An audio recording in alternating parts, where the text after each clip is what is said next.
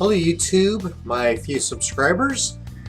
Um, so I just caked my signature amber ale a few days back, and I have not brewed this beer in, well, I don't know, 2 years or so. It's a beer I've been making for about 12 years, I suppose, without doing the math on it, maybe 15 years. It's a recipe that I found on a website way a long time ago, I can't remember where, and I heavily modified it. The original recipe, I think the malt's a little bit different, but I remember it was really hoppy and I didn't like that, so I modified it. I can't remember where I found the recipe, but the basic recipe is 2 row.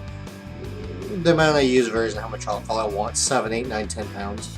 And then I use, generally I use about half a pound of Crystal 60, half a pound of Crystal 80, and a pound of Munich. I always use a lower amount of 60 and 80 and a higher amount of Munich.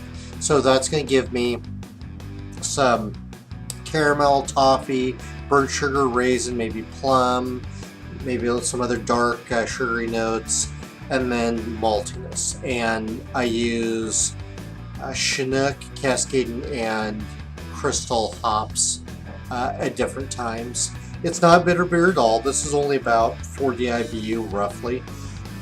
It's malty, not heavily malty, but the malts are more dominant than the hops.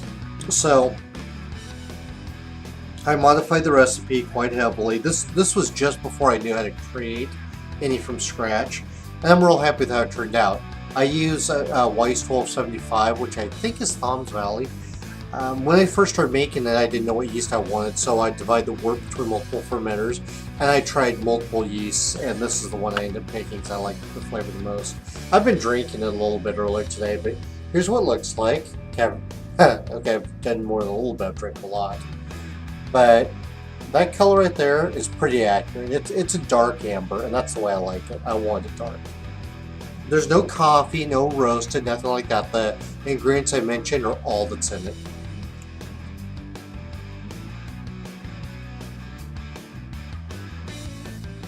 And see, sipping this, those are the flavors I get. Just a tickling of hoppiness. But I get the crystal malts up front, and then the maltiness from the Munich comes up the backbone. I've given this beer before to several people who don't like beer, and most of them really liked it. Yeah, that is one free beer. It's not going to win everybody over, but I've had high praise for it. So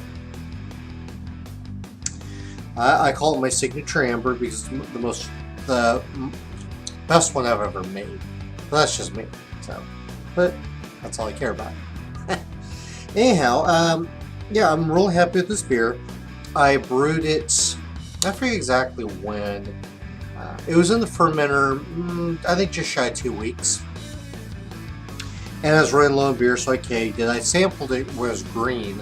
In fact, I gave my lady a bunch of growlers full of it.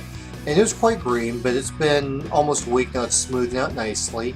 And I think over the next few days it'll be even nicer. So here's the remains of it. It's dark and very cloudy. I don't remember if I was Irish moss it or not, but normally I don't with a dark beer because why? I mean, I just don't see the point of that. But I'm not one of those that needs a clear beer. I just don't care. So that's the signature amber, nice and dark. Get a little bit closer, you can see it. And all those nice, rich, malty, toffee, cooked sugar, raisiny flavors are all there. The downside is all the times I brew, I can never get tasting exactly the same because I don't have the QC equipment, the lab equipment to do that. But if you'd like a nice amber ale, a dark one that has some dark flavors, not bitter, not roasted, no toasty flavors, nothing coffee in it, just a nice dark amber with British style yeast, I might try this one sometime. I'll probably put the recipe in the description. Anyway, I want to make a video on my signature amber ale because that's my classic recipe, and even though now I'm focusing more on German and Belgian beers, I'm just keep making this one because it's my favorite. So, all right, well, cheers.